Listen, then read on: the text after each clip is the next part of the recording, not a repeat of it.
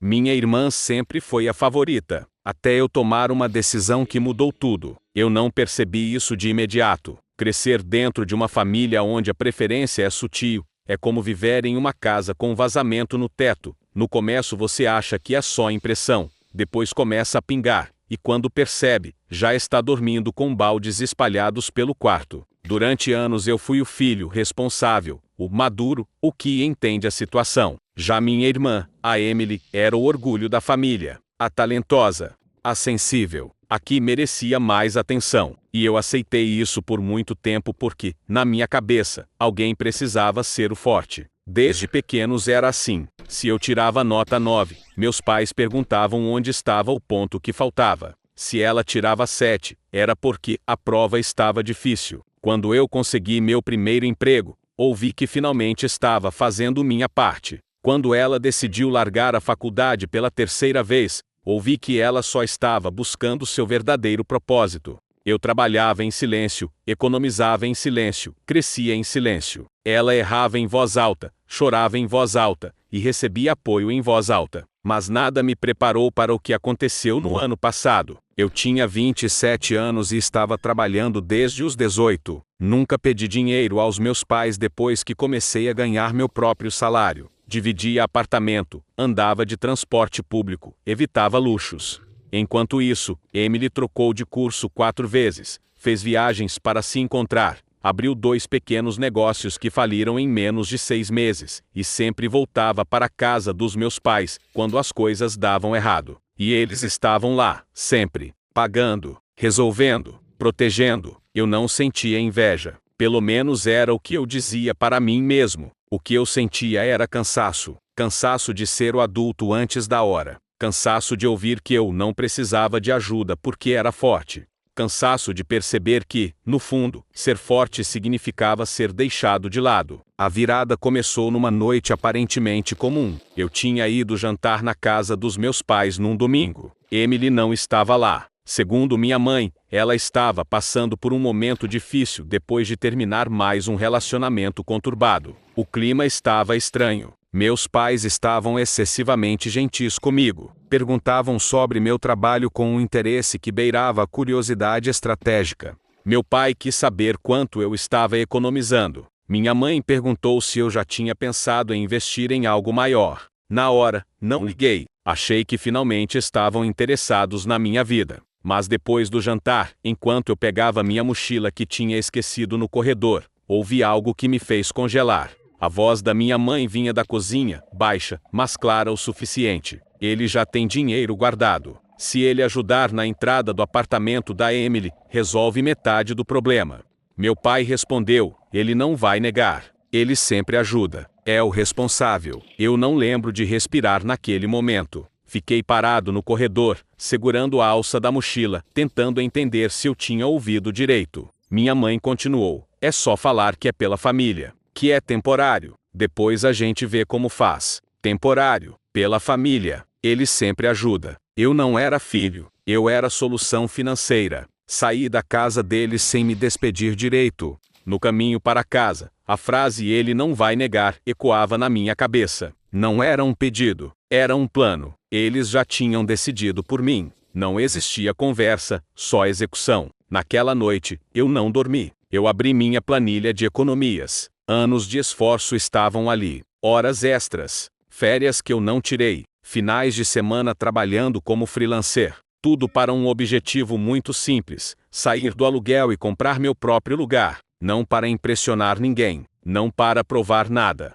Só para ter algo que fosse meu. E ali, encarando aqueles números, eu percebi uma coisa que doeu mais do que a conversa escondida. Se eu cedesse, isso nunca ia acabar. Não era sobre a entrada de um apartamento, era sobre um padrão. Na semana seguinte, minha mãe me ligou. A voz veio doce, ensaiada. Filho, a Emily está querendo recomeçar. Encontrou um apartamento pequeno, mas precisa de ajuda na entrada. Você sabe como o mercado está difícil. Eu fiquei em silêncio por alguns segundos. Eu queria ouvir até onde iria. Você tem guardado, né? A gente pensou que talvez você pudesse ajudar. Só no começo. A palavra pensou quase me fez rir. Eu perguntei quanto era. O valor era praticamente metade do que eu tinha juntado em quase 9 anos, metade da minha vida adulta. Eu disse que precisava pensar. E pela primeira vez, não foi uma desculpa. Eu realmente precisava pensar em quem eu queria continuar sendo. Durante dias, eu analisei tudo. Não só o dinheiro, mas as memórias, as comparações, as justificativas, as vezes em que eu engoli frustração porque não valia a pena criar conflito. Eu percebi que minha omissão tinha alimentado aquele sistema. Eu nunca disse não, nunca estabeleci limite. Eu era o filho compreensivo, o porto seguro, o previsível, mas eu não queria mais ser previsível. Foi então que eu tomei a decisão que mudou tudo. Em vez de transferir o dinheiro para meus pais,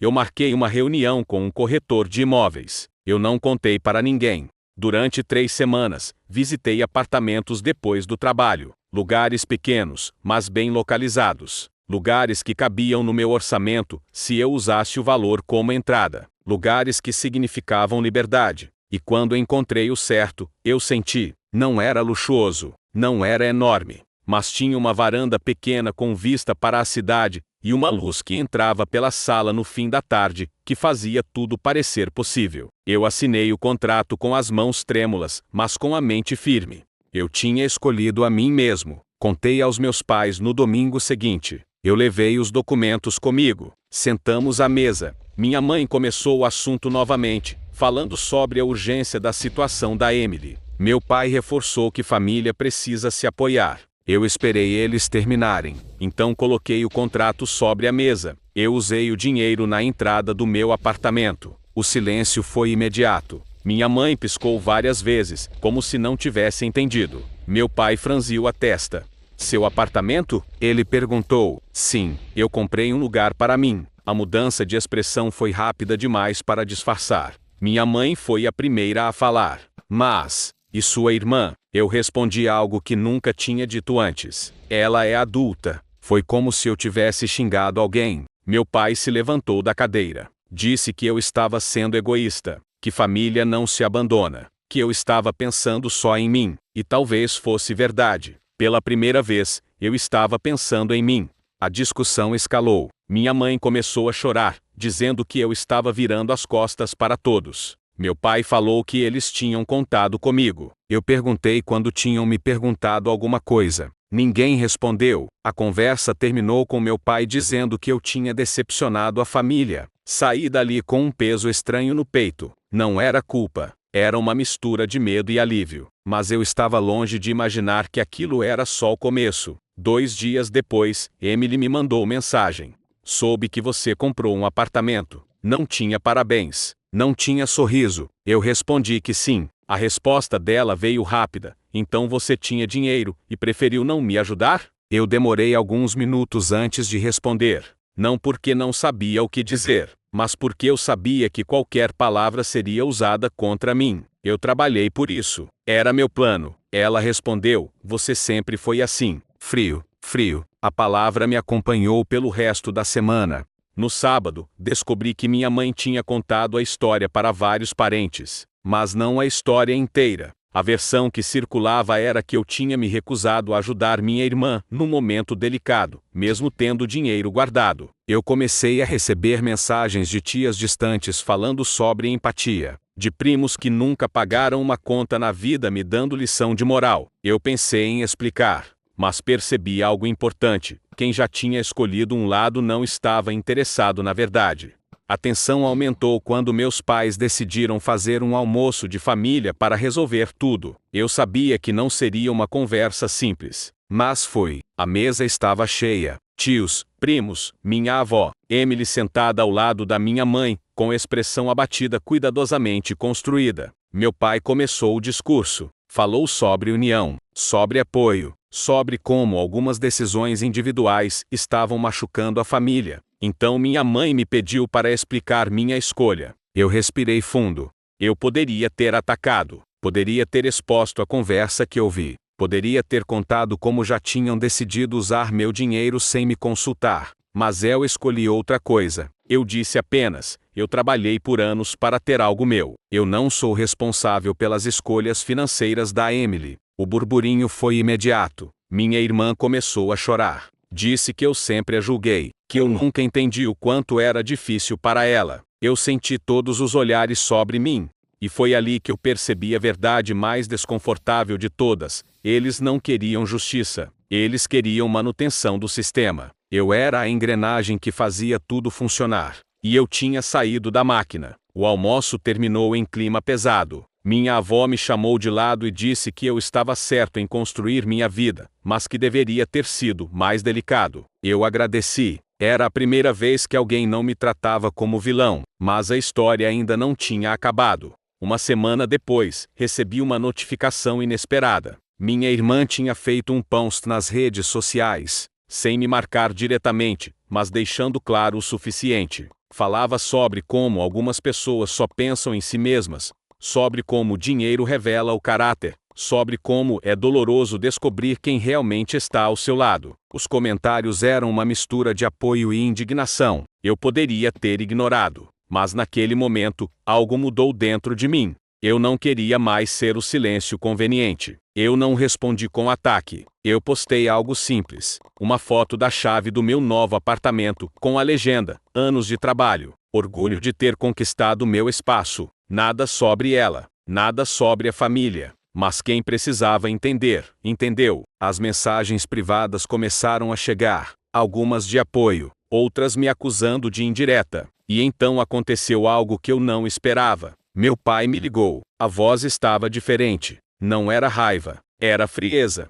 Ele disse que, depois do clima criado, talvez fosse melhor eu dar um tempo das reuniões de família. Eu perguntei se eu estava sendo afastado por comprar um apartamento. Ele disse que eu estava escolhendo me afastar. A inversão foi quase impressionante. Eu desliguei com uma sensação estranha. Eu tinha passado anos tentando ser incluído, e agora estava sendo excluído por ter criado limite. Mas, ao mesmo tempo, eu estava entrando no meu apartamento pela primeira vez como proprietário, sozinho, e em paz. Nos dias seguintes, enquanto montava meus móveis, eu pensei muito sobre tudo. Sobre como é fácil confundir amor com dependência. Sobre como às vezes a pessoa que mais precisa crescer é protegida justamente por quem diz amar. 2 semanas depois, Emily apareceu na porta do meu prédio. Eu não tinha dado o endereço para ela. Alguém contou. Ela parecia diferente, menos segura. Disse que precisava conversar. Subimos. Sentamos na sala ainda quase vazia. Ela olhou ao redor e disse: "É bonito." Eu agradeci. Então ela foi direta. Disse que as coisas estavam difíceis, que nossos pais estavam pressionando, que talvez eu pudesse ajudar de outra forma, que talvez ela pudesse ficar ali por um tempo, até se organizar. Ali, no meu espaço recém-conquistado, eu olhei para minha irmã, aquela que sempre teve rede de proteção, e pela primeira vez, eu vi alguém que nunca tinha aprendido a cair. Eu respirei fundo, e disse não, não com raiva, não com sarcasmo, só não. Ela chorou. Disse que eu estava sendo cruel, que família não fecha portas. Eu respondi algo que ecoou até para mim mesmo. Família também não usa portas alheias como saída de emergência. Ela foi embora sem se despedir. E naquele momento, eu senti algo que nunca tinha sentido antes. Não era vitória, era liberdade. Se você está ouvindo essa história até aqui, me conta uma coisa nos comentários. Você já foi o filho responsável? Já foi a pessoa que todo mundo conta, mas ninguém pergunta? Quero saber se você teria feito diferente, ou se teria tomado a mesma decisão. Porque a verdade é que dizer não tem um preço. Eu paguei com silêncio, com julgamentos, com distância. Mas em troca, ganhei algo que nunca tinham me dado: respeito por mim mesmo. Se essa história fez você refletir, deixa o like. Isso ajuda muito mais do que você imagina. E se você gosta de histórias reais, intensas, e que mostram o lado que ninguém conta da família perfeita, se inscreve no canal. Porque às vezes, a pessoa que parece egoísta, só está cansada de ser invisível. E eu nunca mais vou ser invisível.